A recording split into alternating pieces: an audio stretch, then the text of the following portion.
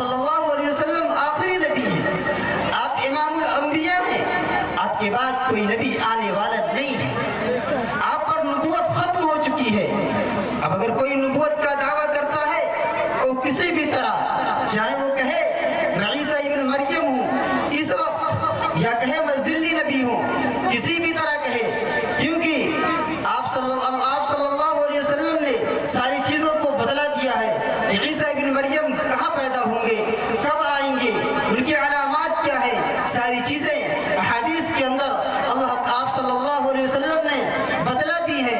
اس لیے اب اگر کوئی اس طرح کا دعویٰ کرے تو اس کو ریجیکٹ کر دیا جائے گا اور کنڈم کر دیا جائے گا۔ میرے محترم دوستوں، تو جو میں کہہ رہا تھا کہ اللہ تبارک و تعالیٰ نے اپنے بابرکت کلام کو پیارے حبیب صلی اللہ علیہ وسلم پر نازل فرمایا، لیکن اگر آج آپ دیکھیے تو قرآن کریم کا ایسا معجزہ ہے کہ چھوٹے چھوٹے معصوم بچے قرآن کی تلاوت کر لیتے ہیں، کیا بوڑھے، کیا جوان، کیا نوجوان، سب قرآن کریم کی تلاوت ایک اچھے اسلوب اور طریقے سے کرتے ہیں۔ کیوں؟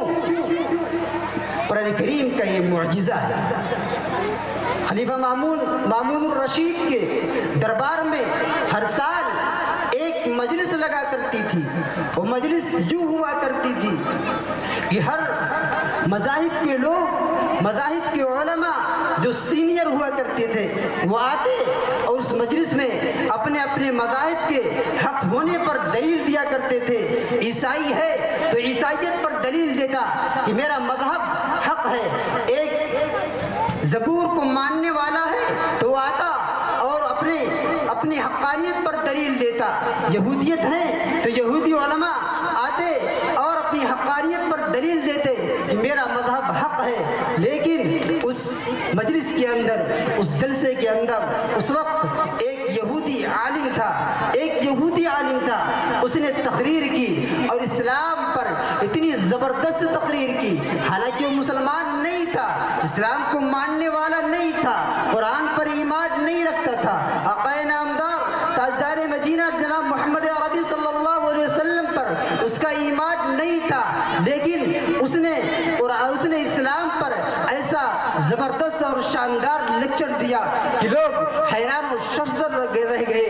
یہاں تک کہ خلیفہ نے کہا آپ کو اتنا علم ہے، آپ کیوں اسلام کا کلمہ کیوں نہیں پڑھ لیتے جب آپ کے پاس اتنی جانکاری ہے، آپ اس طرح اسلام کے بارے میں جانتے ہیں۔ وہ شخص کہتا ہے نہیں، میں کلمہ نہیں پڑھ سکتا۔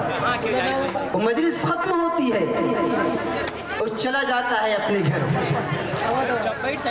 جب دوسرے سال آتا ہے پھر اس طرح کی مجلس ہوتی ہے اور جلسے کا آغاز ہوتا ہے، وہ شخص فقہ کی اہمیت پر ایک زبردست لیکچر دیتا ہے۔ خلیفہ مامون کہتا ہے لگتا ہے کہ آج آپ مسلمان ہو چکے ہیں۔ وہ شخص کہتا ہے کہ ہاں میں کلمہ پڑھ چکا ہوں اور دائرہ اسلام میں داخل ہو چکا ہوں۔ خلیفہ نے پوچھا آخر سبب کیا بنا، وجہ کیا بنی اسلام کو قبول کرنے کی، اسلام میں آنے کی؟ میرے عزیزوں، اس شخص نے جو جواب دیا اور کہا جب گزشتہ سال میں یہاں آیا اور میں نے تقریر کی، میں یہاں سے جانے کے بعد میں نے انجیل کے چند نسخے لیے اور توراۃ کے چند نسخے لیے اور میں نے قرآن کریم کے بھی چند نسخے تیار کیے اور میں نے اس میں رد و بدل کیا، تحریفیں کی، ادھر سے ادھر کیا، اور میں ایک خطاط ہوں، بہترین لکھنے والا ہوں۔ میں نے جب یہ کام کر لیا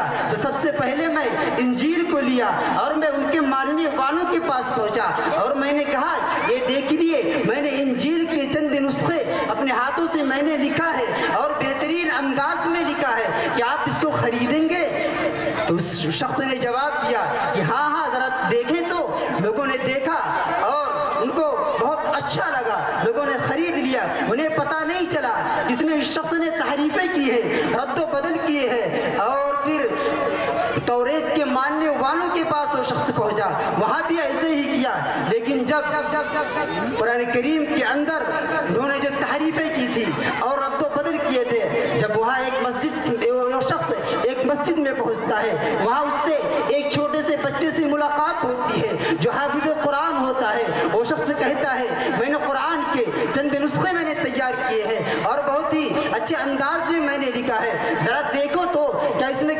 غلطیاں اور کمیاں بھی ہیں. وہ بچہ اس قرآن کو کھولتا ہے اور ورق کو دیکھتا ہے تو کہیں نقطے نہیں ہے, کہیں زبر زیر کی غلطیاں ہیں. وہ بچہ کہتا ہے اس میں تو غلطیاں ہیں, میں اس کو نہیں لے سکتا. تو وہ شخص کہتا ہے میرے اسلام میں آنے کا یہی سبب بنا کہ میں نے انجیل کو لکھا اور ان کے وہاں پہنچا. میں نے اور کتابوں پر میں نے تحریفیں کی, لیکن کسی کو اس کا علم نہیں ہوا. یہ قرآن کا معجزہ ہے کہ ایک چھوٹے سے چھوٹے بچے قرآن میں اگر کوئی غلطیاں کرتا ہے, تحریفیں کرتا ہے, ان غلطیوں کا ان کو بھی علم ہو جاتا ہے. میرے عزیزوں, یہ قرآن کا معجزہ ہے. پھر میں اپنے آنے والے تمام مہمانوں کا خیر مقدم کرتا ہوں. جو لوگ ادھر ادھر ٹہل رہے ہیں ان سے میں بہت ہی ادب کے ساتھ گزارش کرتا ہوں کہ جلسہ کا تشریف لائیں, اپنے اوقات کو یوں ہی ضائع نہ کریں. آج جو پروگرام ہے بہت اہمیت کا حامل ہے. یقیناً آپ دیکھیں گے چھوٹے چھوٹے بچے ہیں جو اپنی معافی ضمیر کی ادائیگی کریں گے, اپنی صلاحیتوں کو اجاگر کریں گے. یہ بچے بہت ذہین ہوتے ہیں. اللہ تبارک و تعالیٰ نے بچے من کے سچے ہوتے ہیں اور ہر طرح سے, کیونکہ ابھی ان کا بچپنا ہوتا ہے, جو باتیں سمجھا دی جاتی ہیں, جو باتیں رٹا دی جاتی ہیں, جو باتیں یاد کرا دی جاتی ہیں وہ نقش کل حجر ہو جاتی ہیں اور باتیں یاد رہتی ہیں. ایک مرتبہ امام اعظم ابو حنیفہ رحمۃ اللہ علیہ کی مجلس لگی ہوئی تھی. آپ حدیث کا درس دے رہے تھے. ایک والد اپنے چھوٹے سے بچے کو آپ کے پاس اپنے بچے کو لے کر آیا اور کہا امام صاحب میں اپنے بچے کا ایڈمیشن کرانے کے لیے آیا ہوں, اپنے بچے کا داخلہ کرانے کے لیے آیا ہوں, آپ میرے اس بچے کا ایڈمیشن کر لیجئے. امام اعظم ابو حنیفہ رحمۃ اللہ علیہ نے جواب دیا کہ میرے یہاں یہ شرط ہے, اگر بچہ حافظ رہتا ہے تو میں داخلہ کرتا ہوں, میں داخلے کو ایکسپٹ کرتا ہوں, ورنہ میں داخلہ نہیں کرتا. تو باپ اپنے بچے کو لے کر واپس چلا جاتا ہے. ایک ہفتے کے بعد پھر وہی والد اپنے بچے کو لے کر امام اعظم ابو حنیفہ رحمۃ اللہ علیہ کی خدمت میں پہنچتا ہے اور یہ عرض کرتا ہے میرے بچے کا داخلہ لے لیا جائے. امام صاحب کہتے ہیں میں نے دوسرا ہفتہ یہی کہا تھا, بچے کا داخلہ اس شرط پر ہوگا اگر بچہ حافظ قرآن ہو, اگر بچہ حافظ قرآن نہیں ہوگا تو داخلہ نہیں ہوگا. اس والد نے جواب دیا کہ آپ میرے بچے کا امتحان لے لیجئے, ذرا تو دیکھیے میرا بچہ حافظ ہو چکا ہے. بچہ ایک ہفتے کے اندر قرآن مکمل کر لیا تھا, قرآن کا حافظ ہو چکا ہے. یہ بچے کتنے ذہین ہوا کرتے ہیں. اگر ان بچوں کی اچھی تربیت کی جائے, اچھے سے ان کی صلاحیتوں کو اجاگر کیا جائے اور ماں باپ والدین بچوں کی اچھی تربیت کرے تو یقیناً یہ بچے آگے چل کر ہیرے اور جواہرات کی شکل میں لوگوں کے سامنے آئیں گے. پھر ایک وقت آتا ہے وہ بچہ بڑا ہوتا ہے اور آگے چل کر وہ بچہ امام اعظم ابو حنیفہ علیہ الرحمہ کا شاگرد بنتا ہے اور پھر وہی بچہ امام محمد رحمۃ اللہ علیہ کے نام سے جانا جاتا ہے. اس کے بعد دنیا امام محمد رحمۃ اللہ علیہ کے نام سے جانتی ہے, ان کے ماننے والوں کی اچھی خاصی تعداد ہے. ایک وقت آتا ہے بچہ ایک کتاب لکھتا ہے جو آج امام محمد بن چکے ہیں. امام محمد رحمۃ اللہ علیہ نے کتاب المبسوط ایک کتاب لکھی جو بہت ہی جاندار کتاب ہے. جب ایک دانشور اہل کتاب نے اس کتاب کا مطالعہ کیا تو اسلام میں داخل ہو گیا. کسی نے پوچھا کہ آپ کے اسلام میں آنے کا سبب کیا بنا, وجہ کیا بنی, تو اس شخص نے جواب دیا کہ هذا کتاب محمدکم الاصغر فکیف کتاب محمدکم الاکبر. کہ چھوٹے محمد کی کتاب کا یہ عالم ہے تو بڑے محمد کی کتاب کا کیا عالم ہوگا.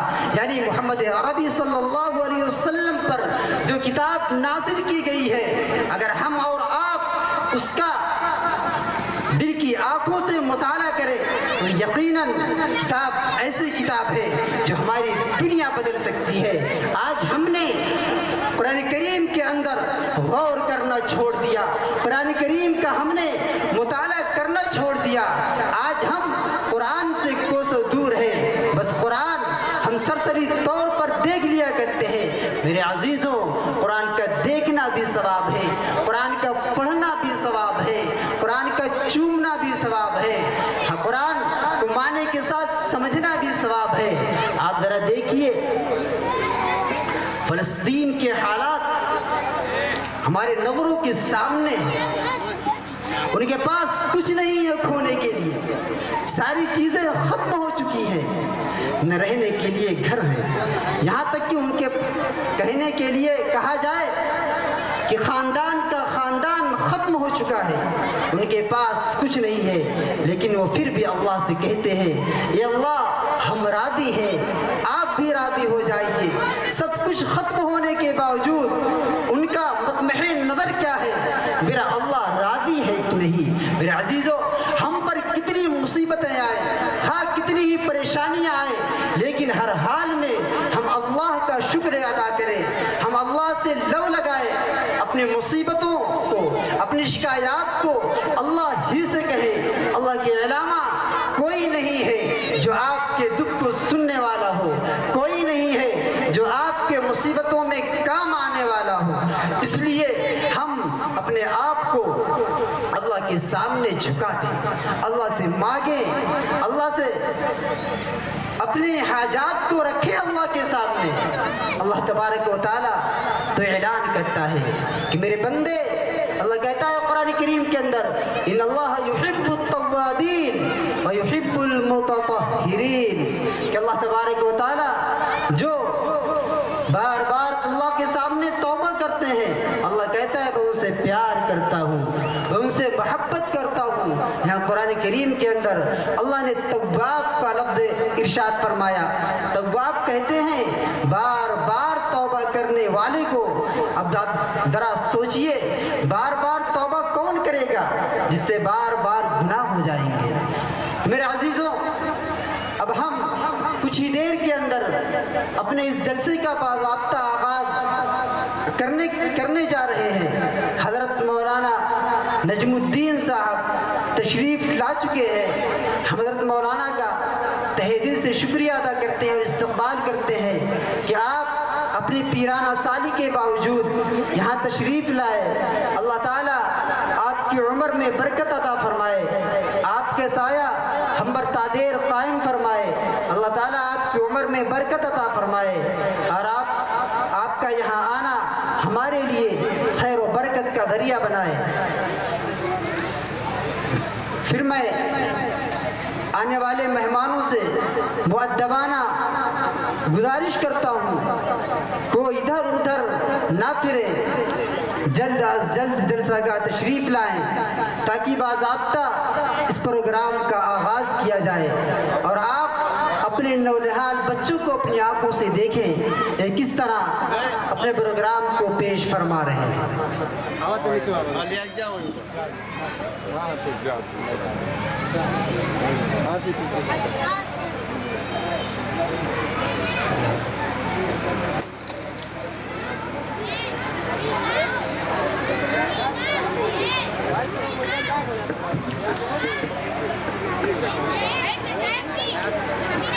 خدا بندہ میں تیرے نام سے آغاز کرتا ہوں، خدا بندہ میں تیرے نام سے آغاز کرتا ہوں، تیرا بندہ ہوں تیری رحمتوں پہ ناز کرتا ہوں، تیرا بندہ ہوں تیری رحمتوں پہ ناز کرتا ہوں. فقط تیری مدد اور استعانت کے بھروسے پر، فقط تیری مدد اور استعانت کے بھروسے پر مجھے اڑنا نہیں آتا مگر پرواز کرتا ہوں، مجھے اڑنا نہیں آتا مگر پرواز کرتا ہوں. سب سے پہلے ہم اللہ رب العزت کا شکر ادا کرتے ہیں کہ اس کی توفیق اور فضل و کرم سے ہمارا یہ پروگرام بحسن خوبی انجام پانے جا رہا ہے.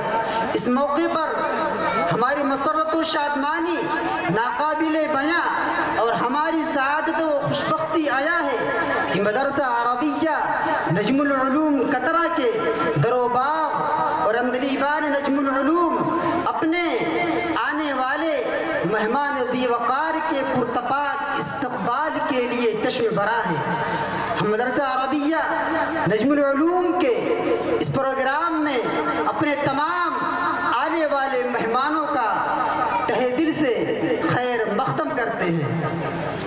اب ہم مناسب سمجھتے ہیں کہ اسلاف کی دیرینہ روایت کے پیش نظر آج کی اس محفل کے لیے میر کارواں کا انتخاب عمل میں آ جائے، جس کے لیے میرا مطمح نظر علم و عمل کے پیکر، زبان و ہوش مند کی حامل شخصیت حضرت مولانا عاطف صاحب ندوی، نائب نادر جامعہ ابو الحسن للبنات نوادہ پھول پور آدم گڑھ کی ذات گرامی ہے۔ ہم جناب سے بسط ادب و احترام التماس کرتے ہیں کہ اس جلسے کی صدارت قبول فرما کر ہماری حوصلہ افزائی فرمائے۔ اسی کے ساتھ ساتھ ہم حضرت مولانا مفتی احمد شمیم صاحب حفظہ اللہ کی تشریف آوری کو باعث سعادت سمجھتے ہیں۔ اس موقع پر ہم آپ کا بھی تہہ دل سے استقبال کرتے ہیں۔ میرے محترم، کوئی بھی جلسہ ہو، کوئی بھی مجلس ہو، جب اس کا آغاز کیا جاتا ہے، اس کے ماننے والوں کے نزدیک جو چیز بابرکت ہوتی ہے، جو کتاب پوتر ہوتی ہے اور پاکیزہ ہوتی ہے، اور جو مذہبی کتابیں ہوتی ہیں، اپنی مذہبی کتابوں سے اپنی محفل کا آغاز کرتے ہیں، اپنے جلسے کا آغاز کرتے ہیں۔ ہمارے نزدیک سب سے لائق اور فائق جو کتاب ہے، سب سے پاکیزہ جو کتاب ہے، وہ قرآن کریم ہے، جس کو اللہ تبارک و تعالیٰ نے آپ صلی اللہ علیہ وسلم کے قلب اطہر پر نازل فرمایا۔ جو لانے والا یعنی جس پر نازل کیا گیا وہ بھی پاکیزہ، اس کلام کو لانے والا بھی پاکیزہ، جس شہر میں نازل ہوا وہ شہر بھی بہت ہی پاکیزہ، جس مہینے میں نازل ہوا وہ